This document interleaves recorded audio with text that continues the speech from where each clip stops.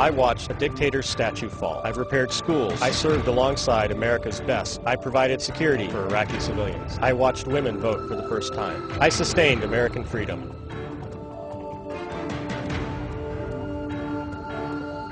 And welcome to Active Duty. I'm your host, Julie Brown, and we're joined by a special guest today, Colonel and Colorado State Representative Joe Rice. Now, you are a very, very busy man. Let's just start off with all the things that you are doing. Elected as a state rep in 2006 as a Democrat. That'll keep you busy. It does. You have a wife and 3 young children, which will probably keep you even more busy. Yes. And a long career in the Army, where you have been deployed to Iraq 4 times. How do you do all this?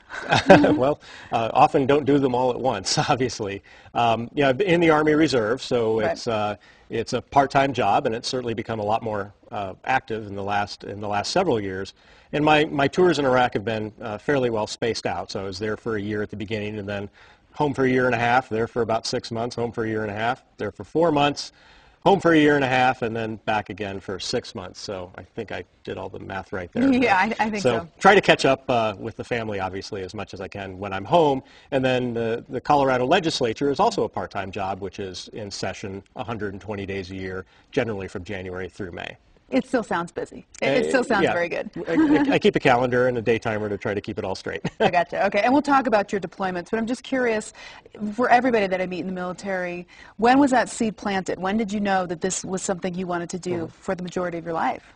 You know, I don't really remember. I just kind of maybe grew up with that, with a predisposition to joining the military. It was something that seemed to appeal to me. And when I was in high school, I was looking for a way to pay for college. And so I joined the Army Reserve while I was still in high school, and went to basic training in between when I was off during the summer.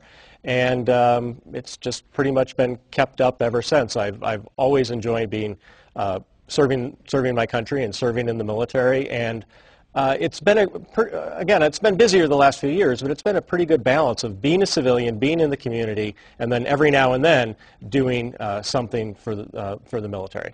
We definitely have had a lot of different experiences. During your 3 years of active duty, you were never deployed, except for the ensuing years you saw a lot of action. In '94, Slovenia, you were deployed there, and then 2002, deployed to Bosnia.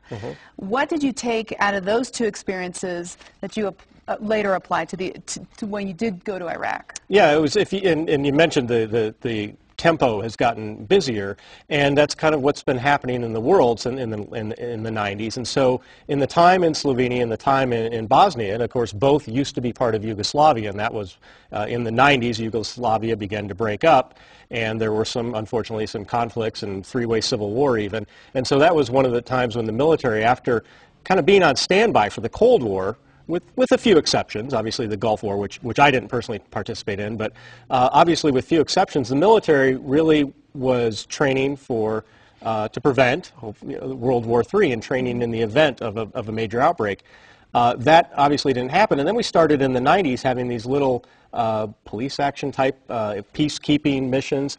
And so really my first deployments in Slovenia and Bosnia was learning how to work with other countries, because they were multinational operations, and learning to get on the ground, meet with the local people who live there, and try to help them in whatever way, because all the situations have been different, provide stability and reconstruct their government and develop their society, a stable, hopefully peaceful society where the people could live, work, and go on with their lives. Which is what we'll talk about when you went to Iraq, a lot of the stuff that you were doing there. When you found out you were going in March of 2003, what were your expectations? What did you think you were going to see? What did you think you were going to accomplish when you were there? You know, didn't really know.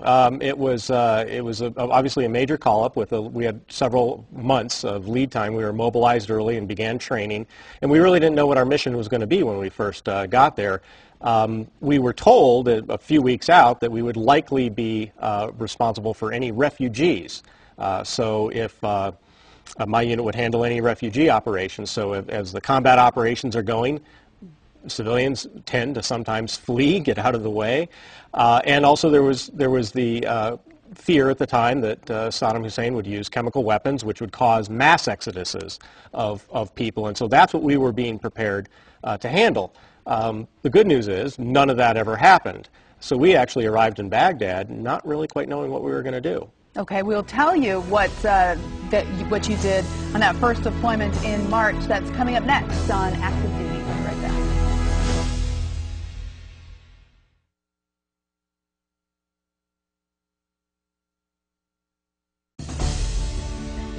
And welcome back to Active Duty. I'm your host, Julie Brownman. Right now we are joined by Colonel Joe Rice. Now, before we get into your first deployment in Iraq, I think we should explain your political background, because it has a lot to do with your assignments in Iraq. Way back in '94, elected to the Glendale City Council, elected mayor in '96. Then in 2003, you had to resign your post as mayor because you were being called up to active military duty in Iraq. Mm-hmm. Initially, when you went to Iraq, you were assigned to the Cultural Affairs team, but as I was reading about this, because of your background in government, eventually you ended up as part of Baghdad's council working group, working with helping set up neighborhood district and city councils. Right. So obviously, they figured very quickly your background in politics and government aided in your first assignment. Mm-hmm. Yeah, I spent most of my time in early military career as an infantry officer, but as you rise in rank and then we get to Iraq and they assign me cultural affairs duties, which I had really no background in. And then, they identified the need for a military officer to help set up the Baghdad City Council, to be the liaison between the people in the neighborhoods and their elected officials and the military that was kind of helping to facilitate the establishment of local government in a city of 5.5 million people. That's more people that are in the state of Colorado, for instance. And so that's the 5th Corps Chief of Staff apparently heard or found out somehow that I had a background in local government and tapped me to be the senior military guy to work on the Baghdad City Council, which was, just a little ironic in that Glendale, Colorado, which I was mayor of, was 5,000 people. Baghdad is 5 million. It's just a few zeros, Well, there had to be so many challenges, I mean, really, to that. But what was, I guess, a major, when you first stepped in, first few days, that you realized, all right, this is, how are we going to do this? Mm-hmm. It was baby steps. I mean, obviously, you couldn't do it all in one day. Right, and we were in a hurry. The U.S. government and the coalition was in a hurry to try to get Iraqis involved in making their own decisions as early as possible, in this case, again, in the Baghdad city government. And so the challenge was, as a military officer who just showed up in Baghdad, did not speak the language, picked up a few words and phrases, but didn't speak the language, and didn't understand, obviously, the culture and the history, the depth that the Iraqis did, is feeling your way around to try to come up and work with Iraqis in a fair and equitable system to go through a series of elections to establish their own local government. And so we started with small meetings. We did hundreds of meetings in neighborhoods throughout Baghdad. Mm-hmm. To get people involved and then let them shape the destiny from there, and they would elect representatives to go to smaller groups and go to smaller groups and go to smaller groups until they ended up with a city council selected through what we would think of as a caucus system, not full-blown elections because we didn't have that capability in the early months, but something that was nonetheless relatively representative, relatively democratic, and gave them a stake in starting to shape their own affairs. Did you feel like when you were first meeting with these Iraqi citizens that this was something they were excited about, or mm-hmm. were they timid or wary, or what initially did you have to get over? It was all of that, but generally speaking, most people were very excited about it. I mean, intellectually and intuitively, most people understand democracy, even though they had lived under a dictatorship for 35-some years. And they were eager for it. Now, and almost nobody was sad to see Saddam Hussein gone. I mean, he was a brutal dictator. Now, there were many Iraqis who over time became frustrated with how things were going, or some mistakes that were made by the coalition, or inattention, or things that were, could have gone differently.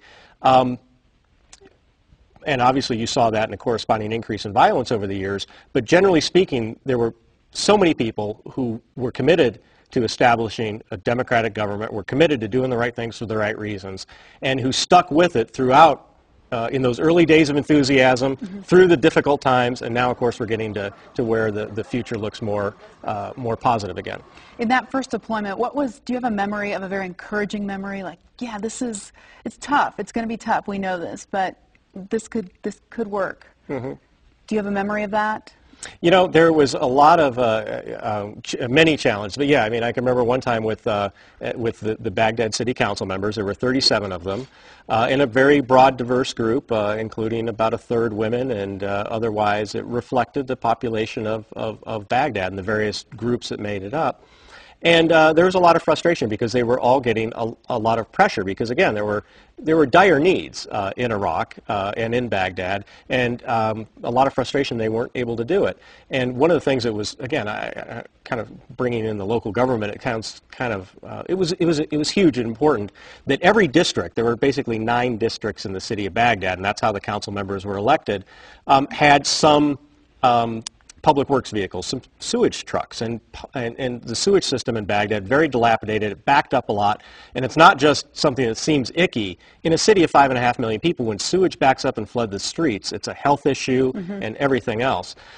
People literally got sick and died because of these things, and did.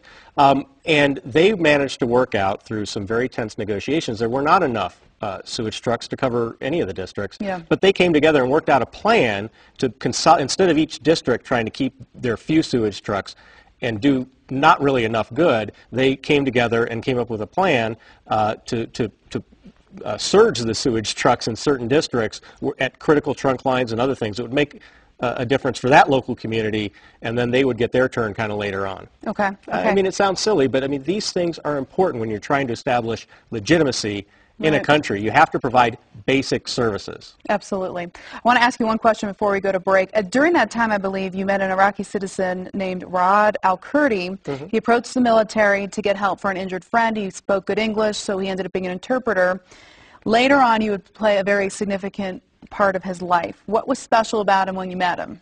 You know, he was always just a very friendly and charismatic guy.